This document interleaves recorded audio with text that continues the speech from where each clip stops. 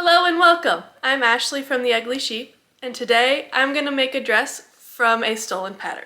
Well, technically it's not a pattern, it's an idea, and I am changing it. If you want to see the original dress, I'll put the link in the description below. But the concept is to work on a striped fabric, much like mine is, and remove the light colored stripes so that at the waist you only have the dark color showing, and then it kind of starbursts out the top and bottom of that place. Now there's a couple of things that I'm changing.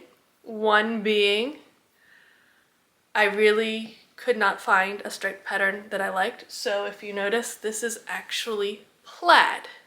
So hopefully trying to line up the horizontal stripes doesn't give me too much trouble. And I do have way more than enough for this project, so I have some wiggle room. In order to make it fit, I'm going to make sure that it's wide enough, and then I am going to put ties down the side. And of course I'm going to add pockets to a dress, because why make your own clothes if you're not going to add pockets? I could just buy a dress. So this, I honestly don't remember whether it was cotton or polyester. I just liked the color and the pattern. So come with me to my sewing room. The first step of the dress is to figure out how long I want the dress and where I want the pleating to start and stop. To do that, I'm just holding the fabric up to a little bit higher than where I'd want the seam on my shoulder, and pinning the start and stop of each of the pleats. And then I just snip where I want the fabric to be cut, and then I will rip the fabric along the grain line to make sure that I have a nice even hemline, since this is just squares and rectangles that I'm making.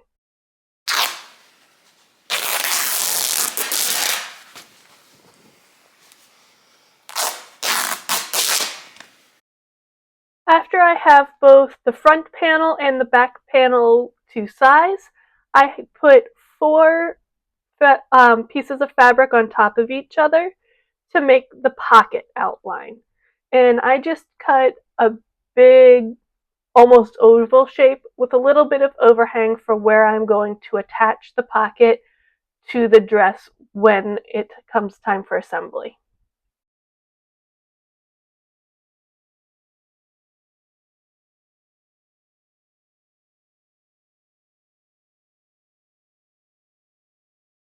Initially, I started pinning each of the pleats I was going to make and quickly abandoned that to just marking the stop and start point of each of the pleats. And then I just folded it and sewed it. It was just less finicky for me than to sit there and pin each pleat, because they were just kind of coming undone since I was doing so much pleating in such a small area of the fabric. Once my sew lines were marked, I then went in and I sewed each and every pleat. And for those of you saying, but Ashley, you shouldn't cut your threads without back stitching, you are right. And I'm going to find out that this was a terrible idea when I put the dress on for the first time. And then because it was storming, I go back and I reinforce each of the pleats with hand stitching. Because why not? Once the pleats are all sewn front panel and back panel, I pressed the pleats so they were all facing one direction so that there wasn't any weird bulking, and it was smooth across the waistline even though the waistline was bulkier than the rest of the dress. And this just helped make sure I also remembered which panel was front and back, because while I'm doing this, I actually marked the front panel with a clip. From there, I pinned the shoulders kind of where I thought I would want it, and made an opening big enough for my head and where I thought that I might want the dress to sit, just as a starting point so that I could make the dress a single piece, but I found that once I did this and actually sewed the bottom part together, I didn't like the top part, so we'll redo this momentarily.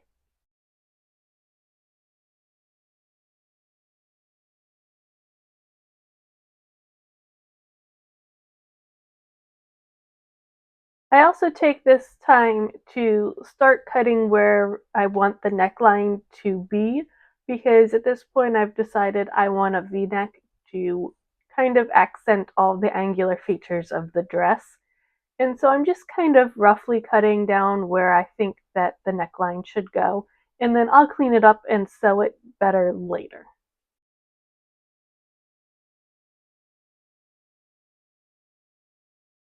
Once I was happy with my approximation of a neckline, I sewed the shoulders together so that I could start lining up the bottom part of the dress to insert the pockets and be able to stitch up the bottom sides.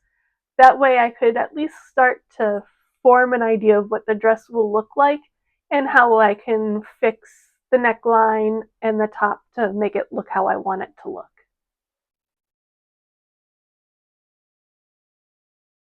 When I cut my fabric, I made sure to line up where I wanted the bottom edges to meet to make pattern matching easier. And here you just see me pattern matching the horizontal lines along the bottom of the hem and lining up the waist pleats as well. From there, I am going to insert the pockets. And so I am trying to line up the pockets both the same height on the same side and hopefully both sides about the same height. Whether I fully get this or not, it's close enough. It's going to be good. This is the first time I'm doing pockets like this. And once I do that, then I can sew the entire bottom half of the dress, right side and left side, together so that I kind of have most of the dress at least together at this point.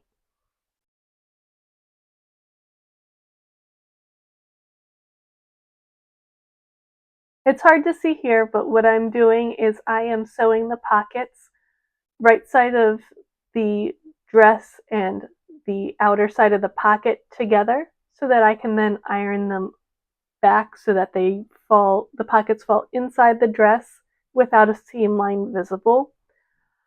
Um, you can't really see what's going on here, but I'm hopefully soon moving my sewing space into an area where I can get some better views of what I'm actually doing, and I'm really excited about that.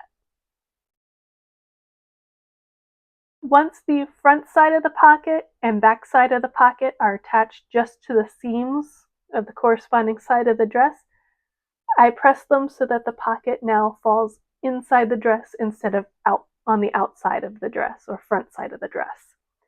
And then I will go ahead and pin everything together so that it lines up before I sew. Once the dress is together, I start fiddling with the neckline, trying to get it to lay more where I want it to, and try and get the back neckline to lay how I want it to. Once everything is sewn down, I then go and fell the front part of the V down so that it doesn't flip up. And then I will go ahead and seam rip my original shoulder sleeves after I sew the new ones so that I have a nice seam allowance to press flat.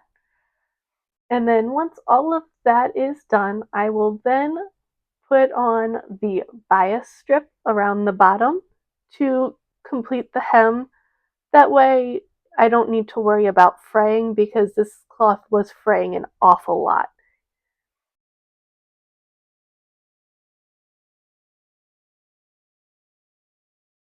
While I'm sewing up the finishing touches, I'm going to let you know that despite whatever you're about to hear after the reveal on the dress, my child has decided it is now her dress, and I will be taking part of the back in much like I did the front, just extending these stripes from the center back all the way up to the neckline, and then adding snaps along the sides so that it closes for her, because that just seems to be what happens in our house.